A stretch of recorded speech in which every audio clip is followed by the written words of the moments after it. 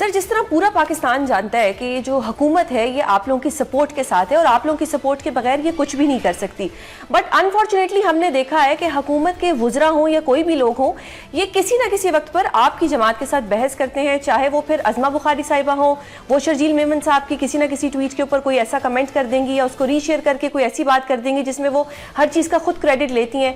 अभी रिसेंटली एक इवेंट ऐसा हुआ जिसमें नबील कबूल साहब और तलाल चौधरी साहब की कुछ तल्ख कलामी हुई, शाजिया मरी साहब ने भी कुछ कलमात जो है अदा किए। ये ऐसा क्यों होता है? ये आपकी जो एक जमात है ये उसको क्या कमज़ोर समझते हैं या ये अपनी एक पोजीशन पे आगे हैं कि आप लोगों को ये इस वक्त जो है कर रहे हैं, इतना समझ नहीं रहे हैं या आप लोगों को अंडर वैल्यू कर रहे हैं? Thank you.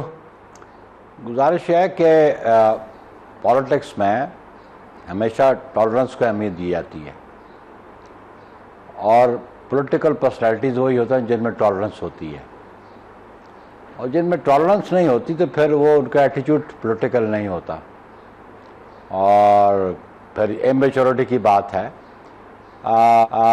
उनको एहसास होना चाहिए कि आपकी मरकज़ में हुकूमत पाकिस्तान पीपल्स पार्टी की सपोर्ट की बुनियाद पर, और अगर मरकज़ में हुकूमत नहीं रही तो फिर पंजाब में हुकूमत भी नहीं रहेगी। लेकिन ये क्यों नहीं समझते कि पीपल्स पार्टी ने बड़ी कॉस्ट पे की, हम कॉस्ट पे कर रहे हैं इस मौजूदा अलायंस में आके, पॉलिटिकली पंजाब में पर्टिकुलरली हमें कॉस्ट पे करनी है, लेकिन हम इस मुल्क में जमहूरी अमल का हिस्सा बने, हमने जमहूरी इदारों के इस्तेकाम के लिए ये पेशरफ्त की, ये इत्तेहाद किया, और मेरा ख़्याल है जिनके ये फॉलोअर हैं वो समझते हैं, प्राइम मिनिस्टर ज़रूर समझते हैं कि पाकिस्तान पीपल्स पार्टी की क्या अहमियत है। लेकिन जो वैसे आके सीटें जिनको मिल जाती हैं विदाउट पॉलिटिकल एफर्ट्स, तो वो इस किस्म की गुफ्तगू करते हैं। और वो जो इशू हुआ तलाल चौधरी साहब वाला और नबील कबूल साहब वाला, वो एक स्टैंडिंग कमेटी में था और वो इशू रिलेटेड इस्लामाबाद था। एग्जैक्टली। इस्लामाबाद के जो कैपिटल डेवलपमेंट अथॉरिटी ने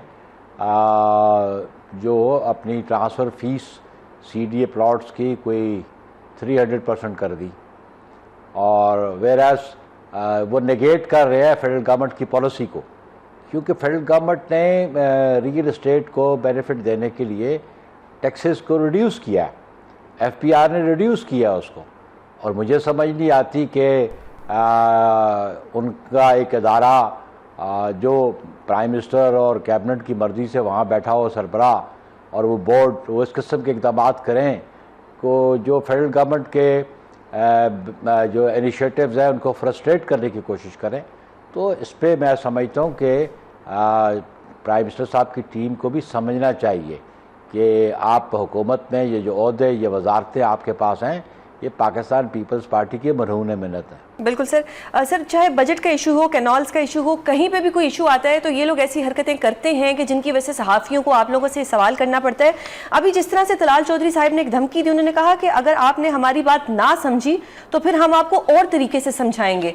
सर, ये अचानक से इतना कॉन्फिडेंस जो इनमें आया, ये नंबर गेम पूरी होने के बाद आया और उसके बाद ये इस तरह की अगर हरकतें कर रहे हैं, जिस पर नबील कबूल साहब ने फरमाया, जिस पर मैंने उनको कहा कि जो गुरूर आप दिखा रहे हैं वो इसलिए है कि आपको सादा अक्सरियत खैरात में मिली है। तो सर, ये जो खैरात में अगर इनको सीटें मिल गई हैं तो उसके बाद अगर ये ज़्यादा पावर में आ गए हैं तो डोंट यू थिंक कि कोई ऐसा स्टेज आ सकती है जिसमें पाकिस्तान पीपल्स पार्टी जो है वो इनकी हुकूमत गिरा सके? डू यू थिंक ऐसा हो सकता है कि आप लोग क्या कल को PTI के साथ मिलके इस हुकूमत को गिरा दें? बुनियादी बात यह है कि इसका नोटिस प्राइम मिनिस्टर को लेना चाहिए, जो टीम को हेड कर रहे हैं, और इनको जो नए पॉलिटिशियंस हैं उनको मैच्योरिटी सिखाई जाए कि पार्लियामान में गुफ्तगू का अंदाज़ क्या होना चाहिए, और भला अपोजिशन के ही मेंबर्स क्यों न हो, हम तो इनके सपोर्टर्स बैठे हैं, उनके साथ भी इस किस्म का रवैया नहीं होना चाहिए, और इसीलिए कहते हैं ना पार्लियामेंट्री लैंग्वेज यूज़ करनी चाहिए। तो मैं नहीं समझता अभी भी उनके पास 169 का नंबर नहीं है उनके पास। एग्जैक्टली। 12 या रिजर्व सीट्स को मिला भी लें तो they require 169 members for simple majority, they are hardly 125 ये रिजर्व सीट्स के बाद। तो ये बाकी जो है 169 कहाँ से पूरे करेंगे? MQM की भी इतनी तादाद नहीं है। अगर वो समझते हैं कि वो जो इंडिपेंडेंट सुप्रीम कोर्ट की जजमेंट की बुनियाद पे लोग हैं उनको शामिल करेंगे, it will take a process, it will take time. सही। और मैं नहीं समझता हूँ कि इतने इमेच्योर पॉलिटिशियंस PMLN में बैठे हैं, समझदार लोग भी बैठे हैं और उनको गाइड करना चाहिए ऐसे एलिमेंट को। सही। सर, अगर पाकिस्तान पीपल्स पार्टी और अगर PMLN ज़्यादा तंग करेगी तो क्या आप लोगों की पार्टी के पास प्लान B है? ऑब्वियसली देख रहे जी, हम तो एक एग्रीमेंट के तहत बैठे हुए हैं उनके साथ, और जिसकी बुनियाद पे वो प्रीमियरशिप उनके पास है, प्रेसिडेंसी हमारे पास है, 2 प्रोविंसेस में हमारी गवर्नमेंट है, वो अब अपनी स्ट्रेंथ की बुनियाद पे बैठे हैं, 2 गवर्नर्स हमारे हैं। तो हमने तो वर्किंग रिलेशंस रखे हैं, और अगर वर्किंग रिलेशंस कोई जमात जो ड्राइविंग सीट पे है वो नहीं रखना चाहती तो उसको फिर मेरी पार्टी एग्जामिन करेगी, और फिर पार्टी एग्जामिन करके राय अमल तैयार करेगी। हमने तो आगाज़ में PTI को भी कहा था कि आप गवर्नमेंट बना लें, लेकिन उनमें भी पॉलिटिकल मेजॉरिटी नज़र नहीं आई। प्री मेच्योर उन्होंने रेजिग्नेशन करके अपना बेड़ा गर्क किया पंजाब में और KPK में भी। तो you need to understand politics, और पॉलिटिक्स हर बंदे का खेल नहीं है। हम समझते हैं कि इसके लिए पॉलिटिकल विजन होनी चाहिए, ट्रेनिंग होनी चाहिए, एजुकेशन होनी चाहिए, और पेशेंस और टॉलरेंस के बगैर पॉलिटिक्स नहीं होती। दुरुस्त। सर, पिछले दिनों में मतलब पिछले हफ्ते में एक बहुत ही खबर गर्दिश कर रही थी जिसपे मोहसिन नकवी साहब की तरदीद भी आ गई जरदारी साहब को लेके कि उनसे कोई प्रेसिडेंटशिप ली जा रही है या किसी और को दी जा रही है। आपको क्या लगता है कि इस खबर के पीछे क्या वजह थी? इस किस्म की अफवाहें क्यों फैलाई जा रही थी? मेरा ख्याल है अभी तो ये खबर जो थी वो अपने अंजाम को पहुंच गई, क्योंकि इस पर सबसे पहले क्लैरिटी तो मैंने खुद दी थी को आज 4 दिन पहले मुझसे बहुत सारे चैनल्स ने इंटरव्यू लिया। पीपल्स पार्टी के बगैर ये जमहूरी सिस्टम चल नहीं सकता, जो नेशनल असेंबली की कंपोजिशन है और जो सेनेट की कंपोजिशन है। आज आप आसिफ अली जरदारी साहब, he is an elected prime minister, और अगर कोई इस मुल्क में सियासत में हैजान पैदा करना चाहता है तो वो पाकिस्तान की जो पॉलिटिकल स्टेबिलिटी उसको अनस्टेबल करना चाहते हैं, अदम इस्तेकाम पैदा करना चाहते हैं। और पाकिस्तान की पॉलिटिकल जो स्टेबिलिटी अगर वो शेक हुई तो फिर फाइनेंशियल स्टेबिलिटी भी नहीं आएगी। तो अब पाकिस्तान एक ट्रैक पे चल पड़ा है, फाइनेंशियली भी हम समझते हैं पहले से इम्प्रूवमेंट आई है, और पॉलिटिकल स्टेबिलिटी भी है।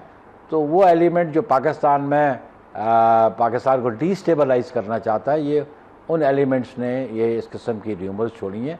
हकीकत से इसका कोई तल्लक नहीं है। मतलब मैं समझता हूँ कि अगर इंटीरियर मिनिस्टर ने कहा, obviously is an interior minister, लेकिन आप आइन को ज़रा पढ़ लें। How can you remove Asif Ali Zardari? True. आपको इम्पीचमेंट चाहिए होगी, इम्पीचमेंट के लिए भी you need strength for that. और आप किसी और को लाना चाहते हैं तो फिर you need to amend the constitution, और कॉन्स्टिट्यूशन 2/3 मेजॉरिटी से अमेंड होता है। दुरुस्त। सर, वो क्या अमेंडमेंट्स लाना चाहते हैं, तो ये सारी मैं समझता हूँ कि स्पेकुलेशन थी, क्या सराहियाँ थी जिसकी बुनियाद पे ये खबरियत जो है वो फैलाएगी। दुरुस्त। सर, एक और चीज़ कि आप बार बार जमहूरियत की बात कर रहे हैं, और आपकी पार्टी की बात जब भी होती है उसमें जमहूरियत का जिक्र आता है, और जितना भी देखा गया है हमने माजी में या अगर हम अपने बचपन से देख रहे हैं तो ये कि कॉन्स्टिट्यूशन भी आपकी जमात ने बनाया, कॉन्स्टिट्यूशन की पासदारी की बात भी आपकी जमात ने की। अब कॉन्स्टिट्यूशन की अगर हम बात करें तो इस वक्त ऐसा लगता है कि जैसे पाकिस्तान में कॉन्स्टिट्यूशन की वायलेशन हो रही है, जिसमें आर्टिकल 19 जो फ्रीडम ऑफ स्पीच है, अगर मैं उसकी बात करूँ तो इस वक्त 27 यूट्यूब चैनल्स को ब्लॉक करने की बात की गई, जिसपे आज उन्होंने एक रिवीजन फाइल की मतीउल्लाह जान और असद तूर ने, और उसके ऊपर उनको जो है वो सस्पेंड कर दिया गया उस ऑर्डर को। किस तरह से देखते हैं आप कि कब तक सहाफ़ियों की ज़बान बंदी कराई जाएगी, चाहे वो फिर पीका का काला कानून हो, चाहे फिर वो इस तरह के हटकंदे हो? आप कैसे देखते हैं, क्योंकि ये आपकी जमात ने कॉन्स्टिट्यूशन इंट्रोड्यूस कराया था? ऑब्वियसली फ्रीडम ऑफ एक्सप्रेशन पे हम बिलीव करते हैं, और हमने अप होल्ड किया हमेशा फ्रीडम ऑफ एक्सप्रेशन को, उसके लिए हमने सेक्रीफाइस भी किया, लेकिन at the same time certain limitations constitution में पार्लियामेंट के अंदर भी हैं. You can not discuss a conduct of a जज even in the parliament. Parliament एक ऐसा फोरम है जिसपे आप जो बात कर दें उसका कोई कॉग्निजेंस कोर्ट नहीं ले सकती, लेकिन सर्टन लिमिटेशंस हैं पार्लियामेंट के प्रोसीडिंग्स पे भी. और आप कॉन्स्टिट्यूशन की प्रोविजंस को देख लें, इवन आप आर्टिकल 62 और 63 को भी पढ़ें जी कि आप आर्म फोर्सेस और जुडिशरी के खिलाफ जो बंदा गुफ्तगू करे और उनको क्रिटिसाइज करे, उनके बारे में भी आर्टिकल 63 में. इसलिए हर जो फंडामेंटल राइट है, there are checks and balances. True. और within checks and balances रहना चाहिए. लेकिन Pakistan people's party freedom of expression पर लीव करती है और जमहूरियत की एहसास जो है उसकी बुनियाद फ्रीडम ऑफ एक्सप्रेशन पे है. दुरुस्त सर, क्योंकि मोहतरमा बेनज़ीर भुट्टो साहिबा ने भी माजी में फरमाया कि अगर वो पॉलिटिशियन ना होती तो वो सहाफ़त में होती, यानी कि उनका एक फेवरेट प्रोफेशन था. अगर मैं कोर्ट प्रोसीडिंग की बात करूं तो सर एक प्रॉपर प्रोसीजर होता है. आप लोग उसको साइल को सुनते हैं, आप उसको एक मौका देते हैं. एक ये लॉ की ही टर्म है, no one can be condemn unheard. तो अगर आपने किसी को सुना ही नहीं, आपने उसके खिलाफ एक फैसला भी जारी कर दिया, वो अलग बात है कि वो सस्पेंड हो गया. तो मैं उस पर यही आपका मौक़िफ़ जानना चाह रही थी. दूसरी तरफ सर एक और बातें हो रही है 27वीं आईनी तरमीम की. डू यू थिंक 27वीं आईनी तरमीम हो रही है या होनी चाहिए? इस पर आपका क्या स्टांस है? नहीं, 27वीं आईनी तरमीम का सब्जेक्ट क्या है? खाली ये फिगर क्या देना कि 27वीं तरमीम आ रही है. What is the text of that amendment? Do you know that? नहीं, अभी तक तो स्पेकुलेशंस ही हमने सुनी है कि शायद जजेस साहिबान की उम्र बढ़ा दी जाएगी. स्पेकुलेशंस ही है ना. जी सर. नहीं, देखा ना जी, अमेंडमेंट बिल मूव तो कोई भी कर सकता है मेंबर ऑफ पार्लियामेंट. बिल्कुल. लेकिन अपनी अहमियत बढ़ाने के लिए, खबरियत के लिए कोई बड़ा अमेंडमेंट मूव कर दे. अमेंडमेंट, कॉन्स्टिट्यूशन अमेंडमेंट तब हो सकती है कि जब आपको ये एतमाद हो कि 2/3 मेजॉरिटी नेशनल असेंबली में आपके पास है और 2/3 मेजॉरिटी आपके पास सेनेट में है.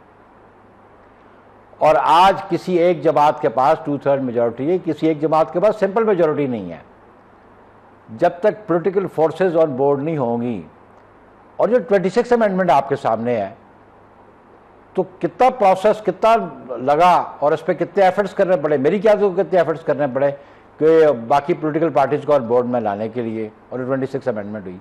तो मेरा बुनियादी सवाल ये है, जो ये कहते हैं 27th अमेंडमेंट आ रही है, मैं उनसे कहता हूँ कि जी उसका टेक्स्ट क्या है, कौन कौन से आर्टिकल्स अमेंड हो रहे हैं, उसका ऑब्जेक्ट क्या है. दुरुस्त. या आप देखें हर बिल के नीचे तो ऑब्जेक्ट्स एंड रीजंस. तो ये तो हवा में बातें हो रही है ना. सही. और अब जब हवा में बातें हो तो उसका मैं जवाब क्या दूं, जब मुझे पता ही नहीं है कि कौन सा आर्टिकल ये कर रहे हैं, क्या अमेंडमेंट ये कॉन्स्टिट्यूशन में ला रहे हैं, तो उस पर मैं क्या रिस्पॉन्ड करूं.